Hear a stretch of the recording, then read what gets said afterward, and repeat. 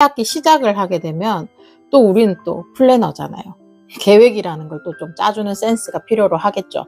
그래서 그러면은 방학 때는 방학 특강이라는 이렇게 쫙 쪼은다는 느낌이 있었다고 하면 새 학기가 들어가게 되면 쪼은다는 느낌보다는 이렇게 러닝메이트처럼 이렇게 쭉 이렇게 간다는 느낌이 조금 있는 게 필요로 한데, 그걸 좀 약간 학년별로 좀 나눠서 설명을 한번 드릴까 싶어가지고 일단은 마련했거든요. 일단은 초등학교 저학년 같은 경우, 이때 말하는 저학년은 초등학교 1학년, 2학년, 3학년 자녀를 두신 어머님들은 연산에 대한 선행을 조금 많이 좀 하시면서, 그러니까 초등학교 저학년은 물론 이것도 저 개인적인 생각이지만 너무 최고급의 막 심화 문제를 다루려는 욕심보다는 이렇게 수평적으로 조금 접근을 좀 해주셨으면 좋겠거든요. 그러면서 이제 사고력 학원 같은 걸 병행하시면서 살짝씩 이제 담근다는 그런 느낌으로 좀 접근을 해주셨으면 좋겠어요. 그래서 초등학교 저학년은 연산에 대한 조금 약간의 선행에 조금 포인트를 좀 맞추시면서, 왜냐하면 초등학생들은 일단 시험에 대한 부담이 생기는 학년들은 아니다 보니까 지금 방학 때 했던 거를 그대로 약간 유지를 하면서 학교 생활하고 같이 매칭을 좀 해줄 수 있는 충분한, 그렇기 때문에 초등학교 때 요즘에 막 이렇게 그 선행에 열을 올릴 수밖에 없는 시스템이 돼버린 거거든요. 그래서 초등학교 저학년은 그렇게 좀 접근을 하시면서 4학년 1학기 거를 좀 한번 보셨으면 좋겠고, 그런데 내 아이가 초등학교 5학년, 6학년이 올라간다. 그러면 그건 지금 요즘에는 저학년, 중학년, 고학년으로 나뉘고 있는데 5학년, 6학년은 고학년이잖아요. 그러면 5학년, 6학년은 좀 심화 문제를 좀 많이 다뤘으면 하는 게 제가 추천드리는 것 중에 하나거든요. 왜냐하면 초등학교 5학년, 6학년 과정은 보통 심화 문제를 푼다는 아이들은 보통 선행을 진행하고 있을 테니까 그 선행에 대한 필요성을 조금 부여해 주셨으면 해요. 그러니까 중학교 1학년, 2학년 때 배우는 과정들이 초등학교 5학년, 6학년 때 이런 식으로 녹여내서 문제를 접근하고, 또 이제 그때부터가 약간 심화의 시발점이라고 생각을 하시면 좋을 것 같거든요. 그러니까 심화 문제의 정의는 한 문제 푸는데 한 가지 조건으로만 들어오는 게 아니고, 내가 요 한 문제를 풀기 위해서 여러 가지 조건들을 가지고 와서 하나를 녹여내는 작업을 하는 거잖아요. 그러면 초등학교 5학년, 6학년 심화는 아무래도 그런 작업들이 조금씩 들어가는 단계가 시작이 된단 말이에요. 왜냐면 이제 연산이 다 끝나는 상태니까. 여기서 말하는 연산은 4층 연산.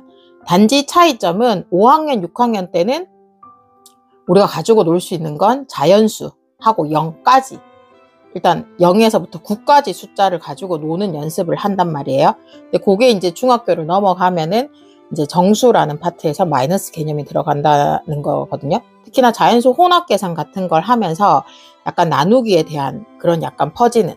나누기 같은 경우도, 그러니까 나누기가 초등학교 때는 나누기가 굉장히 애들 어려워라도 하고 좀 짜증내는 파트 중에 하나인데, 중학교로 올라오게 되면 나누기를 사용하지 않거든요. 그 나누기를 곱하기로 바꾼단 말이에요.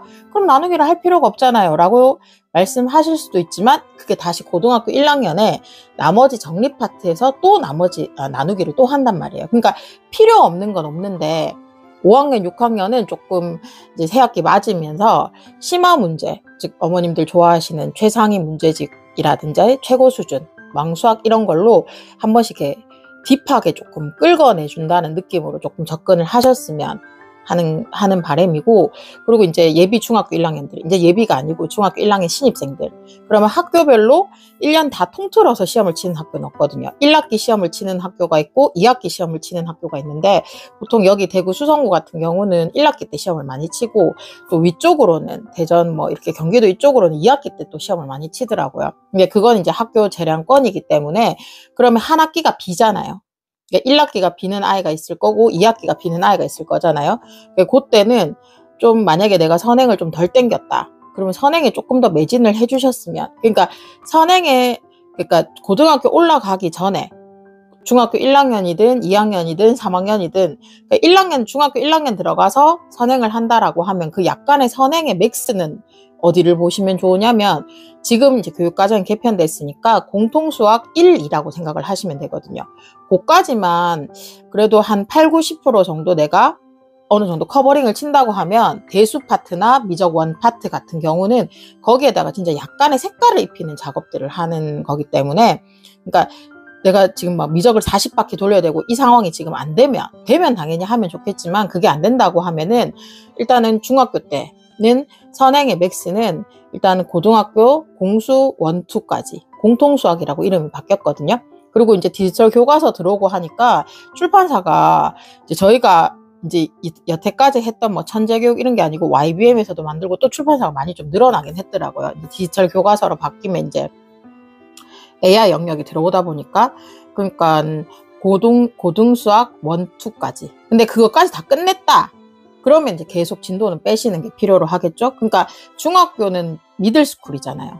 그러니까 미들스쿨이기 때문에 거기에 너무 중학생 정도가 되면 너무 중학교 성적에 포인트를 맞추시지 마시고 이제 진짜 조금 멀리 보시는 게 필요로 하거든요.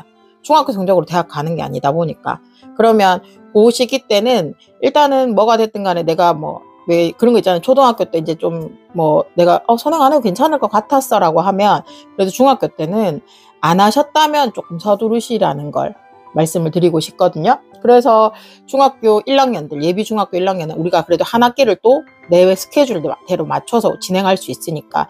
중학교부터는 시험을 치잖아요. 내신이라는 걸. 그러면 중간고사, 기말고사라는 걸 치니까 솔직히 내일 영어 시험 치는데 오늘 수학 공부를 할 수가 없단 말이에요. 그러니까 선행의 한계점이 조금 오는 거는 사실이거든요.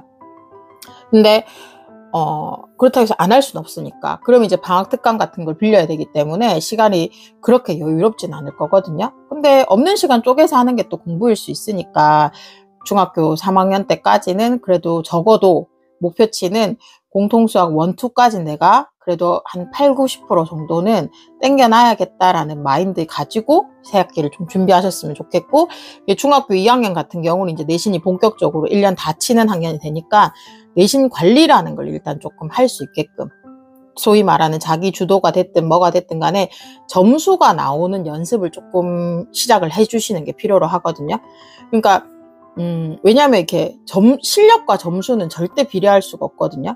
요 이야기는 조금 뒤에 말씀드릴 건데, 그러니까 얘가 실력이 괜찮은 아이가 있고 점수가 부족한 아이가 있고 아예 실력 자체가 안 되는 아이가 있거든요.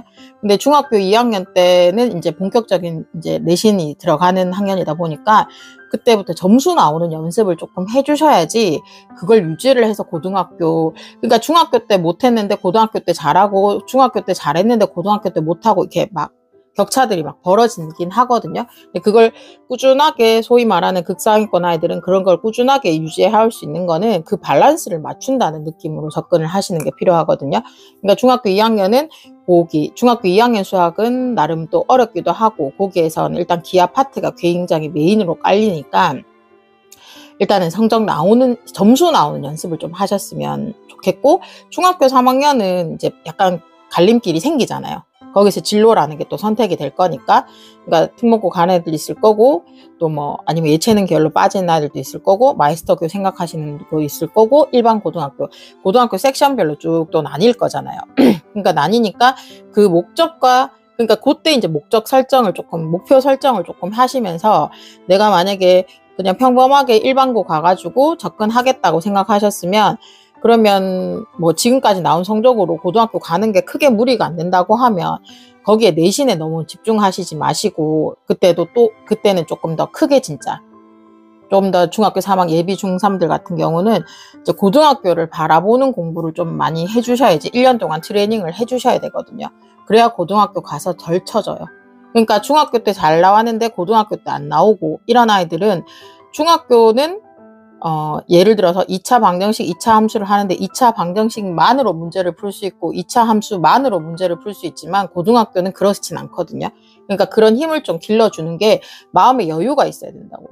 그러니까 선행이라는 건 선행을 한다고 수학을 잘한다는 게 아니고, 선행을 한다는 건 나의 포텐셜을 높인다는데 포인트를 조금 더 맞추시면서, 그러니까 그래도 내가 아는 게 있고 아는 게 있어야 뭔가를 녹여낼 수 있잖아요. 아는 게 없는데 녹여낼 수는 없으니까 그걸 중학교 3학년은 저는 솔직히 현행보다는 일단은 선행에 조금 더 집중하시는 커리큘럼을 좀 짜셨으면 좋겠고, 예비고등학교 1학년들 같은 경우는 지금은 내신에 총력을 조금 다 해주는 게 필요로 하겠죠. 왜냐하면 지금 고교 학점제로 바뀌어 있는 상태고 걔들이 첫 세대다 보니까 고등학교 1학년 라인들은 다 똑같지만 고2부터는 말 그대로 선택을 하다 보면은 어느 선택지에 내가 놓일지를 모르는 상태이기 때문에 고1까지는 지금 현행체제랑 크게 상관이 없는데 단지 조금 여유롭게.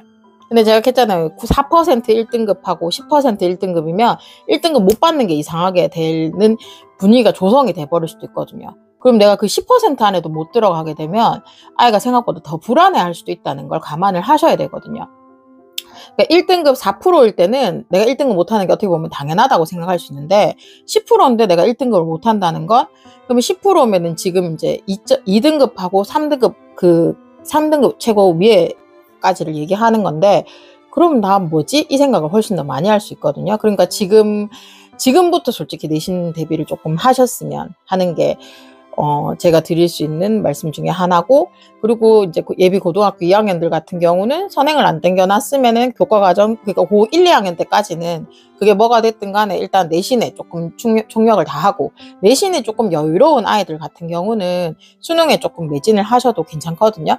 근데 고2쯤 되면은 전부 다 내신 안 하고 다들 수시 안 가고 정시 간다는 말을 자꾸 하거든요. 그리고 엄마도 본연 은연중에 그런 생각들을 자꾸 하고. 근데 그 생각 일단 버리셔야 된다고.